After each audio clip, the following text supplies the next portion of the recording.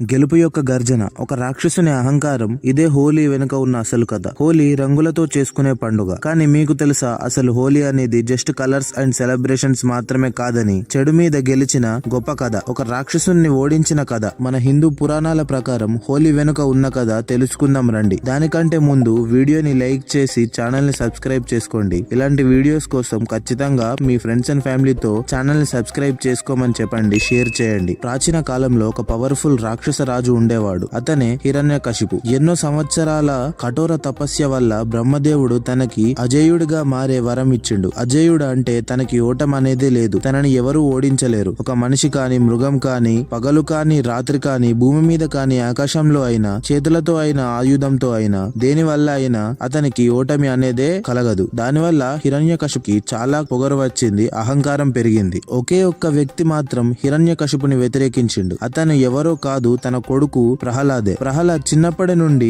దైవభక్తిలో ఉండేవాడు. మహావిష్ణుని కొలిచేవాడు. హిరణ్యకశిపు తన కొడుకు మైండ్ ని చేంజ్ చేయాలని చాలా ట్రై చేసేవాడు. తనని టార్చర్ చేసేవాడు. అన్నంలో విషం కలిపి పెట్టేవాడు. ఎత్తైన పర్వతాల మీద నుండి కిందకి దొబ్బేసేవాడు. అడవి ఏనుగులను తన మీదికి వదిలేయడం వంటి ఎన్నో చేసిండు. కానీ ప్రహ్లాద్ స్వచ్ఛమైన భక్తి తనని ప్రతిసారి కాపాడింది. ఇక ఏం చేయాలో అర్థం కాక హిరణ్యకశిపు తన సిస్టర్ అయిన హోలిక దగ్గరికి వెళ్లి ఇదంతా చెప్పిండు. హోలికకి ఒక వరం ఉండేది. తనకి ఫైర్ వల్ల ఎలాంటి హార్మ్ కలగదు. ఇద్దరు హోలిక అండ్ హిరణ్యకశిపు కలిసి ఒక దారుణమైన ప్లాన్ వేసిండ్రు. హోలిక ప్రహ్లాద్ ని ఒప్పించి తనతో పాటు ఒక పెద్ద కట్టెలతో పేర్చిన చితిపైన కూర్చునేలా చేసింది. తనకి ఫైర్ వల్ల ఏం కాదు అని తను కూడా కూర్చున్నది. ప్రహ్లాద్ కాలిపోతాడు, తను బ్రతికిపోతుంది అని అనుకున్నది. కానీ మంటలు ఎక్కువ కాగానే ఒక అద్భుతం జరిగింది. హోలిక ఒక కండిషన్ ని మర్చిపోయింది. తనకి ఉన్న శక్తులు తను ఒక్కటి మంటల్లోకి వెళ్లిపోయినప్పుడే పనిచేస్తుంది. కానీ తనతో పాటు ప్రహ్లాదుడుండే. అలాగే తను తన పవర్స్ ని ఒక తప్పుడు పనికి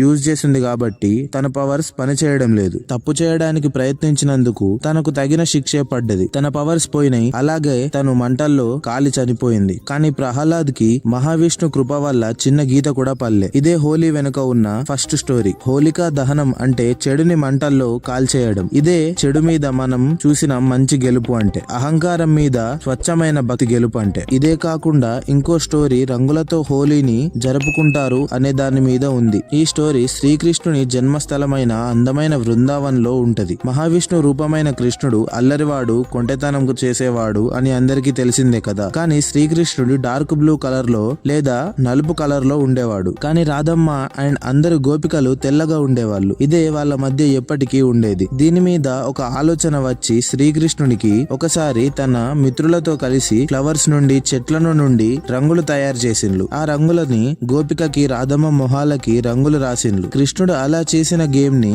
మళ్ళీ రాధమ్మ అండ్ గోపికలు కలర్స్ ని తయారు చేసి కృష్ణునికి అందరికి రాయడం స్టార్ట్ చేసిండ్లు. రాధాకృష్ణుల మధ్యలో స్టార్ట్ అయిన ఈ రంగులతో ఆడే ఆట బృందావనం అంతా స్ప్రెడ్ అయింది. అదే రాను రాను ఒక పండుగలా మారింది. ముసలోళ్ళైనా, అమ్మాయిలైనా, అబ్బాయిలైనా ఎవరైనా ఆనందంగా ఆడుకునే ఆట హోలీ. ఈ హోలీలో ఎంత రిచ్ అయినా, పూరైనా రంగులు రాసినాక అందరూ సమానమే. వాళ్ళు తెల్లగా ఉన్నా, నల్లగా ఉన్నా మనుషులు అందరూ ఒకటే అని ప్రూవ్ చేస్తుంది. ఈ స్టోరీసే మనకు హోలీ పండుగని ఇస్తాయి. హోలీ అనేది మనలో మంచి ఉండాలి అని నేర్పుతుంది. హోలికా దహనం మనకి నేర్పింది ఏంటి అంటే, నీకు ఎంత పెద్ద వరం ఉన్నా, పవర్ ఉన్నా, అహంకారం, పొగరు ఉంటే చివరికి ఓటమే దిక్కు అని నేర్పుతుంది. కృష్ణుని రంగుల ఆట మనుషులలో ఎలాంటి డిఫరెన్సెస్ లేవు, అందరూ సరిసమానమే అని మనకు నేర్పుతుంది. ఇప్పుడు మనం మోడర్న్ ఇండియాలో హోలీ ఫెస్టివల్ ని ఆనందంగా అందరం కలిసిమెలిసి జరుపుకుంటాం. హోలీ మనకు ఎప్పుడు అందరూ సమానులే, ఎప్పుడు అహంకారంతో విర్రవీగిపోవద్దు అనే నీతిని నేర్పుతుంది. సో మీరు హోలీ ఆడేటప్పుడు జస్ట్ ఫన్ కోసమే కాకుండా దీని వెనుక ఉన్న స్టోరీని, గ్రేట్నెస్ ని